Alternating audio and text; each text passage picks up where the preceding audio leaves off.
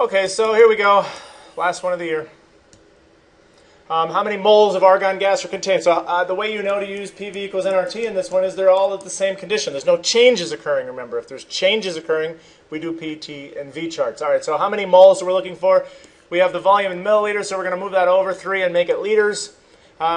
Temperature, we never use degrees Celsius. We have to add 273, so 273 plus 75 gives us a total of 348 Kelvin. And the pressure is at a kilopascal, so 109 kPa. The volume would be 0.4000 liters equals the moles. We're looking for the moles. R would be 8.31 because the pressure's in kilopascals. And then 348 K. So now just solve for N. So we're going to multiply these two right here together, divide that one over, and we will get the right answer. So we have 109 times 0.4 divided by 8.31 divided by 348. So we got 0.0151 moles.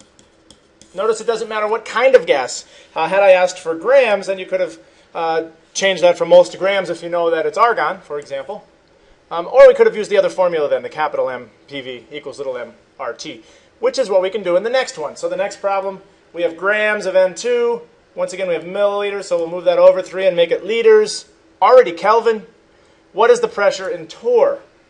All right, so one way we can do this one directly is we can use that formula, capital M PV equals little m RT, where capital M, remember, is the molar mass from the periodic table, and little m is any number of grams, so 24.5.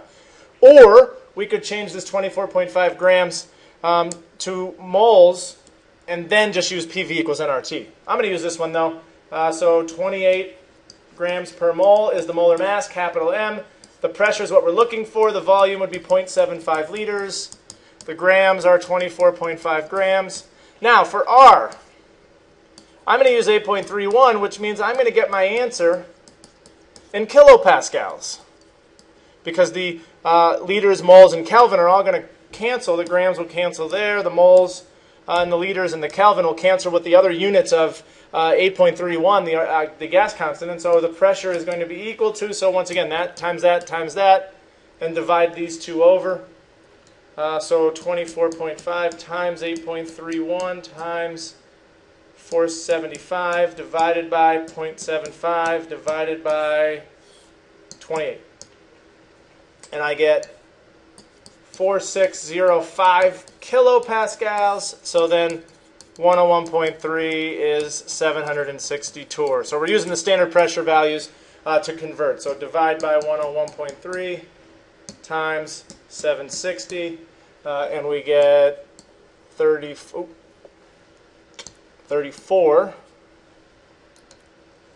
549, or 550, we'll say.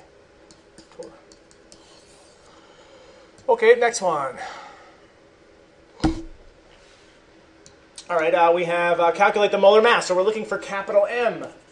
PV equals little m RT. We're given everything else. So we're looking for capital M. The pressure, notice it's in millimeters of mercury. I'm going to change those millimeters of mercury to, let's go to atmospheres this time. Since I've used 8.31 so many times, this time we'll use the other value for the R value. So 800 divided by 760 will give us atmospheres. Oops, not times. 800 divided by 760.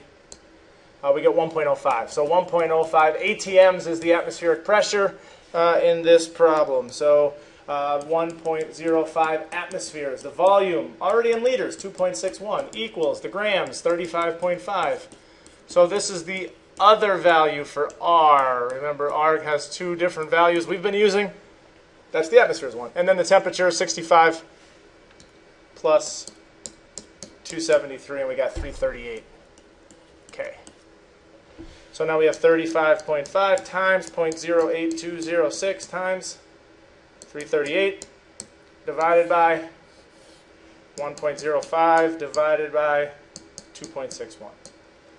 And we get 359. Now the units are going to be, we're looking for molar mass, so you could just know that it's grams per mole, or everything's going to cancel. The atmospheres, the liters, the Kelvin are going to cancel with and you're going to be left with grams per mole for the molar mass units. Determine the volume. In milliliters, we have grams of H2 gas at STP. A bunch of different ways we could solve this one. We could use 22.4 liters equals 1 mole, change that to moles, and then use that. We can use PV equals nRT if I change this to moles. Or we could use MPV equals little mRT once again, like we did with the last few problems. So I'll solve that one. So we have 2.02 grams per mole because it's a hydrogen, H2. Pressure, 101.3 kPa, STP. V, looking for the volume. Grams, 1.27. R, 8.31 because I used kPa. And then 273 Kelvin because it's STP, standard temperature. So we're solving for V. V equals, so that times that, divided by those two. 1.27 times 8.31 times 273 divided by 101.3 divided by 2.02. And so we get 14.1. Oops, I wrote grams, but it's a volume, so it would be liters, and then 1 liter is 1,000 milliliters. Okay. Next one, find the density at STP. So density, well, again, two ways we could solve this. Density equals mass over volume. Since it's at STP, I can assume 1 mole. And if I assume 1 mole, then the molar mass is going to be whatever it is for from the periodic table for bromine. Bromine's 79.9, so 79.9 times 2, because it's 159.8 grams per mole. And then, since it's at STP, I know it's 22.4 liters per mole. So you can see the per moles cancel, and we get that divided by 22.4, and we get 7.13 grams per liter. So there's one way to solve that one, and that would be, again, you have to recognize a little more there. I'm giving you a formula, though, remember, dealing with the gas constant and the gas law for density. So PM equals DRT, so the pressure, 101.3 kPa. I like to use kPa.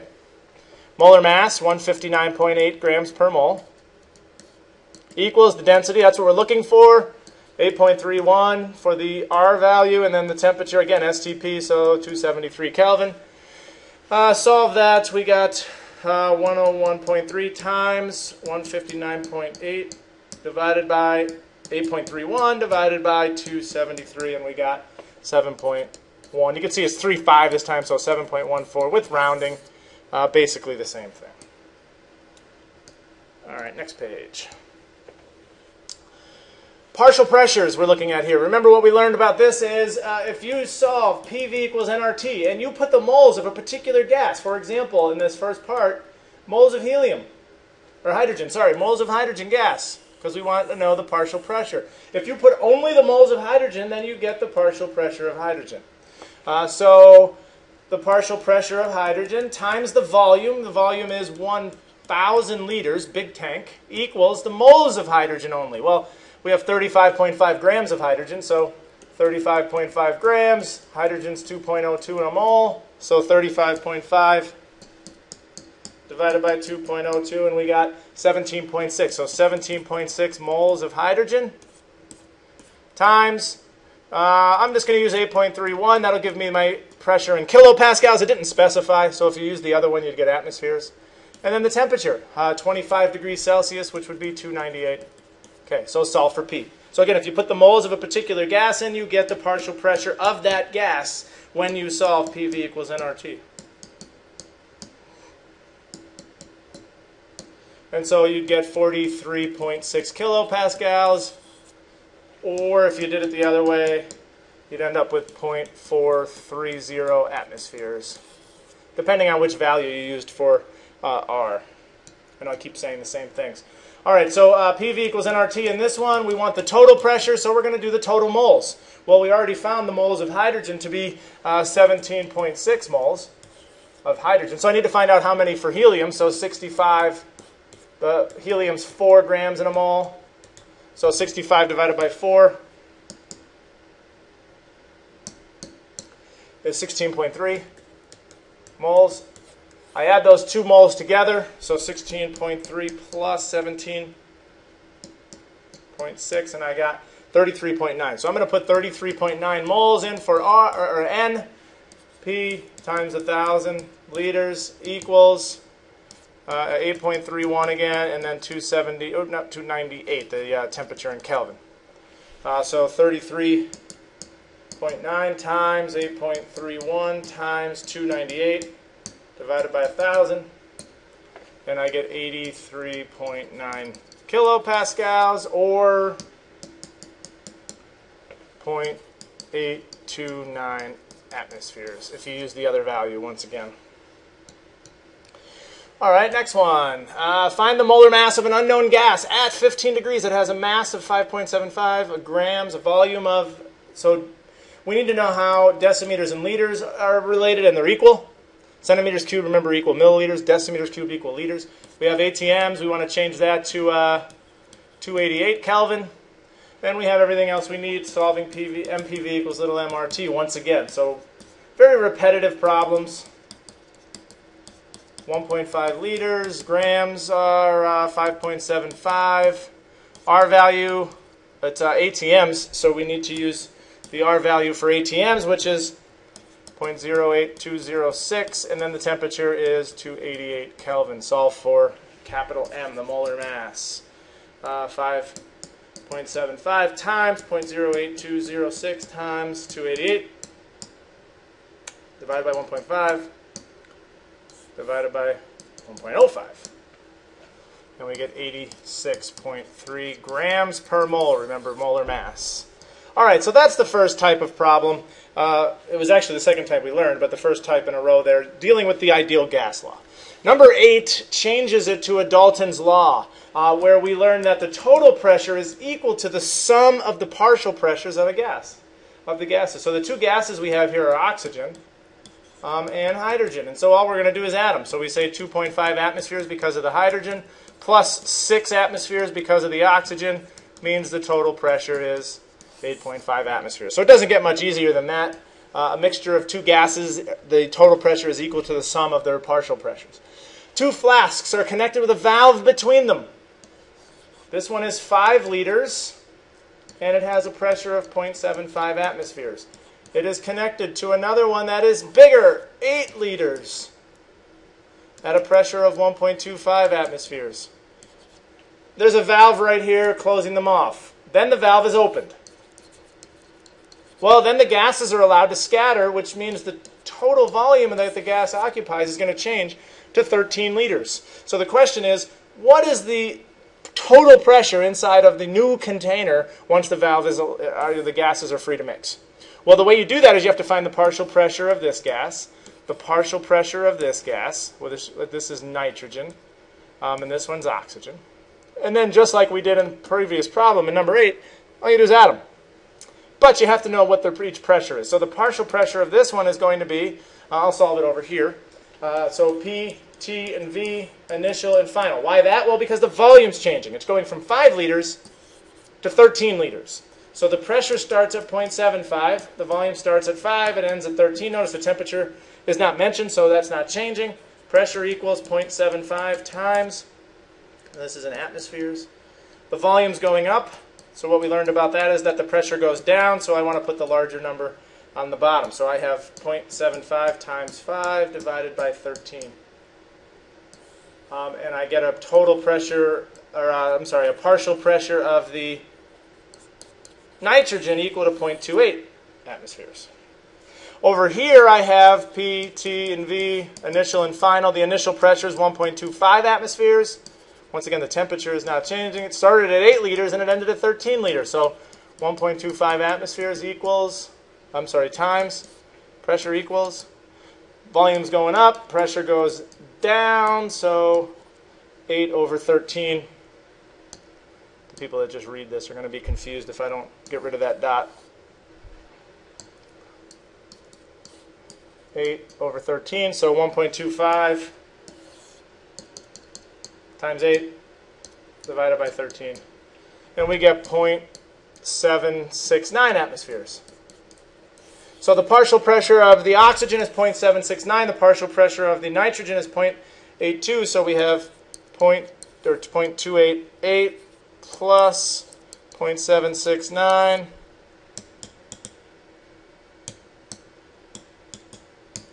gives us a total pressure of 1.06 atmospheres total.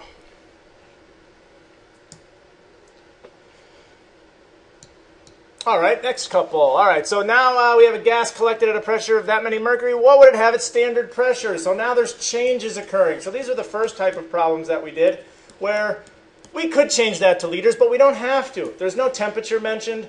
We have 645 millimeters of mercury, and it's going to change to standard pressure, which is 760 millimeters of mercury. The reason I can just leave that at 300 milliliters is whatever my answer will be in whatever units I leave it in. So it's just going to be in milliliters. So the pressure is going up. When the pressure goes up, the volume goes down. So I want to put the larger number on the bottom to make the number go down, or multiply by a number less than 1. So 300 times 645 divided by 760, and we got 255 milliliters. So that's the answer to number 10. All right, number 11, P, T, and V, initial and final. We have 60 liters. Pressure, 8 atmospheres. What is the volume at 2 atmospheres? We can see it's going 1/4. So therefore, the volume would be 4 times. Or we could just say volume equals 60 liters times. Pressure's going down, volume goes up. So we have 60 times 8 divided by 2. So 240 liters would be the answer to number 11. All right, so P, T, and V, initial and final. We have 300 milliliters again. No pressure this time. So the first two, the temperature was held constant, Boyle's law. This one, the pressure is held constant, so we have Charles' law.